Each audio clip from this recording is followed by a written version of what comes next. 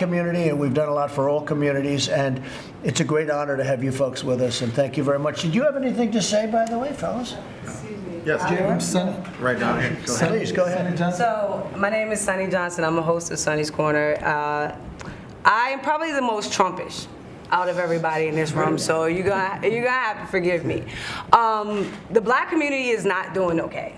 Like, I understand the perspective and the desire to put out this talking point, but it's not, okay? And I can do it in a simplistic way of just saying, what are the first things you did when you first came into the presidency? The very first things you did was like remove regulation and taxation at high levels. Think about the black community that has been under Democratic rule, progressive rule for 60 years. How many rules, how many regulations, how many different forms of taxation are on the books in those areas that are preventing our communities from actually being able to see sustainable growth that we can keep and get ourselves out of this tread of generational poverty? We are not okay when it comes to things like education, because we are not able to get quality choice into our communities because we don't have any position or power on our school boards to be able to fight for those things, and not just to get charters in, but to also bring some kind of reformation to the public school system as it stands too. So yes, as well as criminal justice reform and a lot of other things, as well as health and things we could put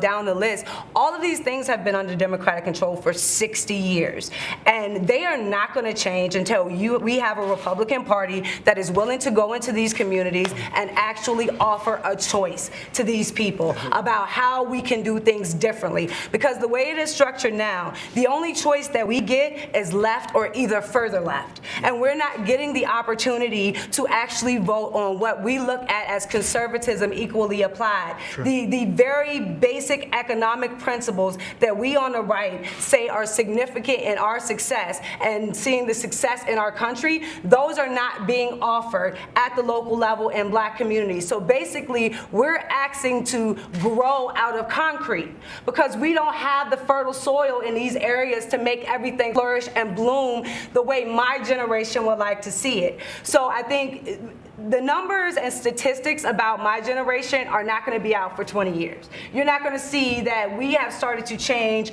the dynamic within families. We have started to change the dynamic within marriage. We have started to change a lot of the negative dynamics that are still brought up in statistics today involving us. Our generation is working on making sure those things change.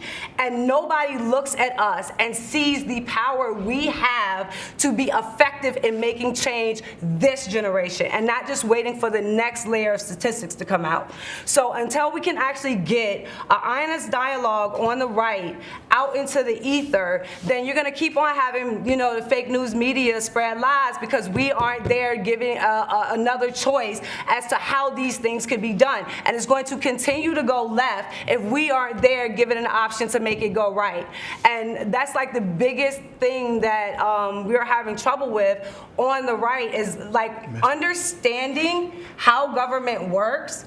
We are a republic. That means local government has the most power over citizens' lives, as well as how to take that and put it into a cohesive message that can be spread to the black community that will already engage upon what we already know. If we looked at like the photos of you before you became president, and you were taking pictures with Snoop, and you were taking pictures with all the icons of hip-hop. You did that, I think, and you could tell me if I'm wrong, but you did that because you saw capitalists. You saw branders, you saw entrepreneurs, you saw people that were willing to take a chance and make things grow.